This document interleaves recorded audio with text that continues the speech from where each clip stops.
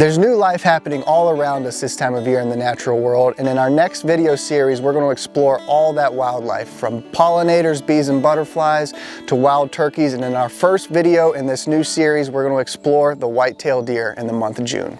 Mossy Oak Properties, where outdoorsmen find their favorite place.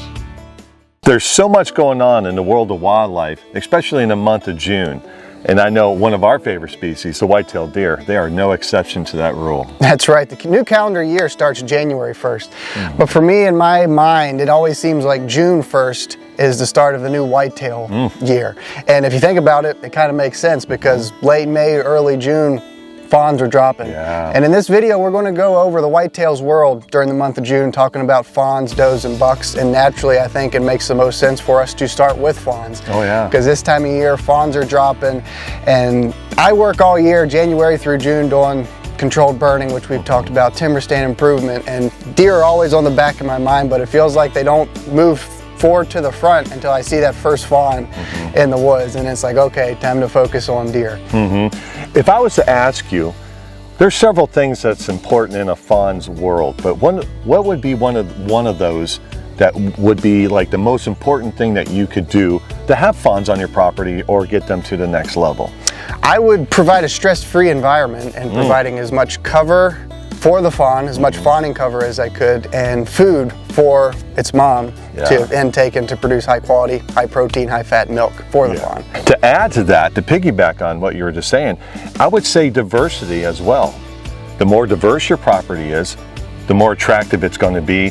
Maybe if you have enough acreage and enough habitat, you throw diversity in there, you're going to have more doe community, more doe families, and more fawns maybe being produced on your property. Right. We say it often, and we will continue to say it. The more diverse your property is, the more attractive it's going to be for wildlife. And reference white-tailed deer. This time of year is actually the only time of year where whitetails are territorial. We think of bucks during the fall as being territorial animals. They are not territorial in the sense that they will drive other deer off of a certain piece of dirt. This time of year is the only time of year whitetails are, and it's the does who are territorial over high quality fawning cover. So if you can produce a lot of that good quality cover on your property, you're going to have a lot of does, providing a stress-free environment for those does to birth their fawns and get those fawns off to a quick and safe start to their lives. Yeah, you mentioned stress, and stress can be a lot of things. But one thing in a fawn's world, since we're talking about that, is survival. Yeah. And how do we do that? Actually, good quality habitat. And what is actually, happening in a fawn's world, especially like in the Midwest, where you have most of your fawns are being dropped all at the same time. Yeah. Across much of the whitetails range, most of your fawns are being born latter half of May, early part of June, and that is done intentionally by the species. The more fawns that are being dropped in as tight a window as possible, it's a flood the market type of strategy by the species to help combat predation. Because if you think about it, you have a chunk of dirt and you have 10 fawns, hypothetically say, are born within a week. Some are going to be preyed upon by whatever predator you have, bobcats, bears, coyotes, whatever the case may be. But if there's 10 dropped on a piece of dirt within a week, the majority are going to survive. If 10 are dropped one a week for 10 weeks, it makes it a heck of a lot easier for those predators to find those fawns. And then as a result, you'll decrease your fawn recruitment rate. So the fawns being born all at once increases fawn survivability. Yeah, fawns do their own little survival too. Yeah. Week to 2 weeks, they slow their breathing, their heart rate, and the 90% of the time they're just bedded down and they only milk several times. By week 3 though, we can get them to week 3. Right. That's when they can outrun a human. I know at least these two guys.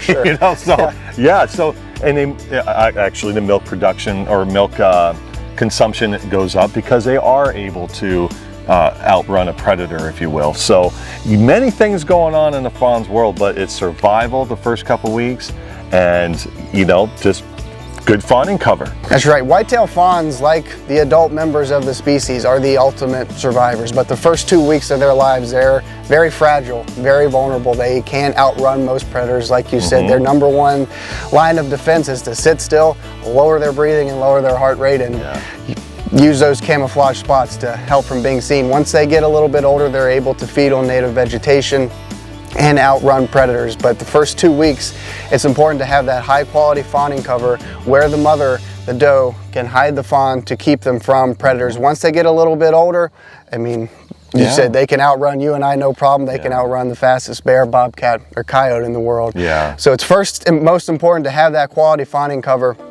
to get them through those first couple weeks of their lives, and then after that, the survivability increases exponentially. Yeah, and in the month of June, since people are seeing fawns being dropped, you know, not actually the process, but yeah, actually they see more fawns out in the wild.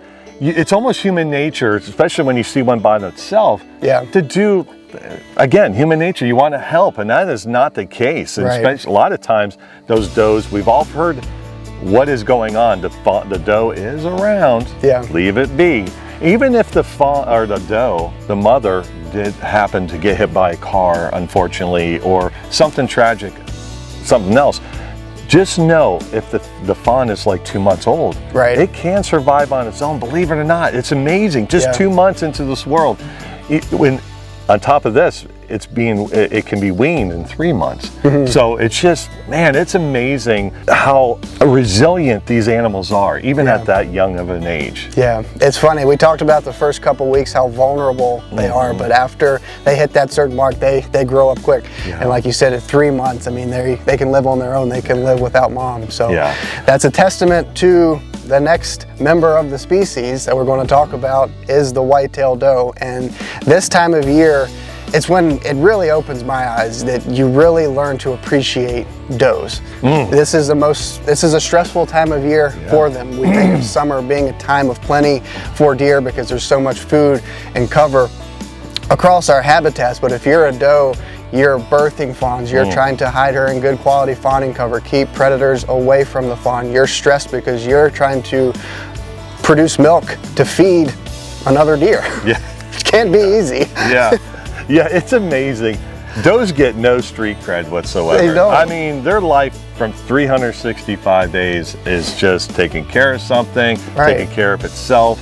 You know, the bucks are sitting back in the recliner going, honey, where's the chips? You know, I mean, so yeah, to piggyback on what you just said, they don't get the credit as much as they do. They're stealing this when they're bred, okay, around January and stuff like that. The nutritional aspect of things out in the world is not that. It's not great. So they're stealing from their skeletal system, they're stealing from their fat reserves, cells, etc. I mean, it's just nuts what they're going through, their body is going through. It's a bigger energy expenditure for a doe to nurse a fawn than it is for a buck to grow antlers. Think about that. Exactly. I mean, if you think about it, we visualize bucks as growing these, you know, big giant velvet antlers during the summer, and they calcify and they harden during the fall. It's harder on a doe to produce that milk and to nurse a fawn than it is for a buck to grow antlers, which, I mean, that we should be giving them more credit, as you said. But we talked about stress when it comes to fawns, which we talked a little bit about the does of stress, but stress dictates everything, especially in the development of that fawn. Even after the fawn is, you know, born, predation, keeping that fawn safe. Again, stealing body reserves to produce healthy milk if the protein levels are not out there like they should. They're all about it's food equals cover. Cover equals food, excuse me, like we always say. Better quality cover that you can do as a landowner, producing that good quality habitat. That those activities that you're doing in January, February, in March, they're just not necessarily beneficial to, we always want to go to the racked animal. But man, all that stuff, all that good quality browse, sunlight hit the forest floor, eruption of vegetation, that's a good place for that fawn to bed down in, and she can nibble and do her thing to get those keep feeding protein. High protein. 8 to 10 pounds of food per day. We always got to remember that. In a doe's life, that 8 to 10 pounds has to be really good quality stuff. Absolutely, and all that protein obviously is very important to the doe to produce healthy milk. That healthy milk is obviously very important to the fawn nursing, but now we can talk about those big antlered bucks that we all enjoy to watch and pursue and hunt during the fall. They're getting fat and happy right now. This is when a whitetail buck, he works himself ragged all fall and winter, trying to find a girlfriend, Yeah. But this time of year, he can kick his feet up. There's plenty of cover. There's plenty of high quality, high protein, highly palatable food for him to browse on, and he's just stuffing his belly as full as he can and counting down the days to fall like we are. Yeah, and as managers or landowners that are, doing some food plots and considering managing a property for whitetail deer, usually when you practice this philosophy called quality deer management, when it's working, those bucks, they go through a very short and very intense rut, so they can lose a lot of body mass. Yeah. And you don't want your whitetail bucks going into growing season, what we call antler development. We call it growing season, playing catch up. Right. So again, having good quality habitat on your property through chainsaw management, fire, can produce that buck can get that muscle mass back on his property. That way he can hit the ground running when the bone starts to grow.